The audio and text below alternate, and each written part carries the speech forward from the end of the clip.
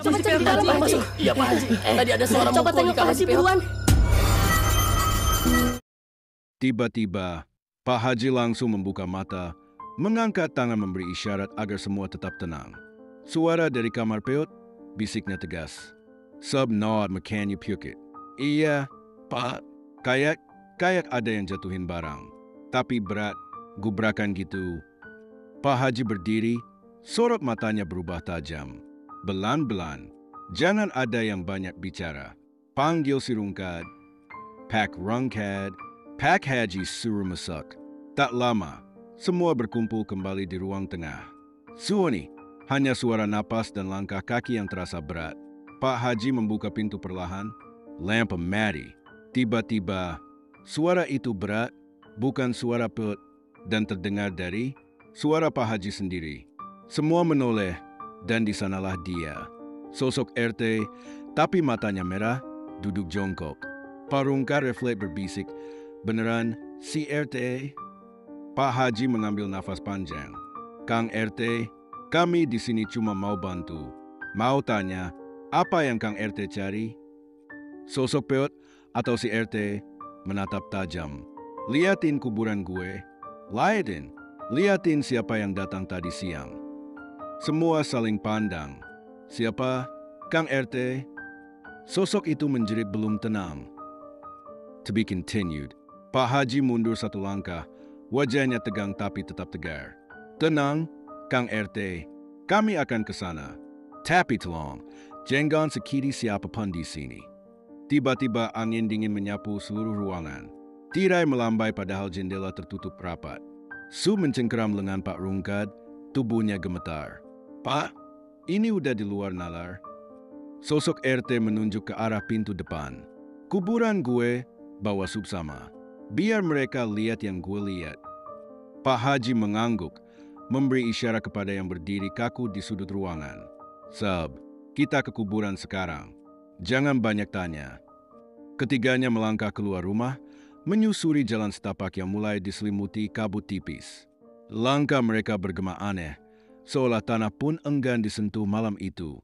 Sesampainya di kuburan, Pak Haji berhenti di depan nisan RT. Ia menunduk. Di sini, Kang RT, kami sudah sampai. Siapa yang datang tadi siang? Tiba-tiba tanah di sekitar makam bergetar ringan. Daun-daun kering berputar. Sub memekik pelan saat bayangan muncul di antara dua pohon Kamboja. Pak Haji, ITU bukannya, yang kabur dulu itu. Pak Haji menegak ludah. Dan dari balik nisan, terdengar suara RT lagi. Tapi kali ini pelan, nyaris seperti isakan. Dia datang, tapi bukan untuk mendoakan. Dia bawa sesuatu, bawa dendam. Pak Haji memejamkan mata sejenak, mencoba menahan gelombang dingin yang tiba-tiba menyergap. Racun opo, Kang Rut? Tanyanya pelan. Sosok RT tak menjawab, hanya menunjuk ke arah tapi setiap injakan terasa seperti menekan dada mereka yang menonton.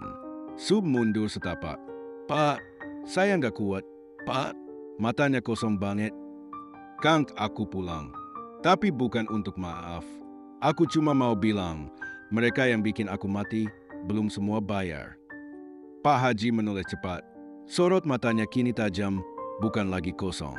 Yang racuni dia, yang rampas hak dia. Mereka yang pura-pura bersedih waktu pemakaman, tapi tangan mereka masih bau darah. Tiba-tiba, angin berhenti. Udara jadi hening. Sunyi yang terlalu pekat. Sosok RT menatap ke. Satu orang ada di antara kalian. Di rumah itu barusan. Yang datang pas gua udah dikubur, cuma buat nutup jejak. RT menunjuk pelan ke arah Sub. Semua menoleh. Sub mundur beberapa langkah, wajahnya pucat pasi. Apaan sih ini? Saya nggak ngerti. Pak, sumpah demi Allah, saya nggak. Tiba-tiba suara berat RT membelah malam. Sub langsung jatuh terduduk. Itu cuma, saya nggak tahu apa-apa. Pak, saya disuruh. Pak Haji langsung mendekat. Disuruh siapa? Sub menunduk. Tubuhnya gemetar. Situasi ini sangat tegang dan penuh nuansa mistis serta misteri. Kita dihadapkan pada beberapa lapis konflik.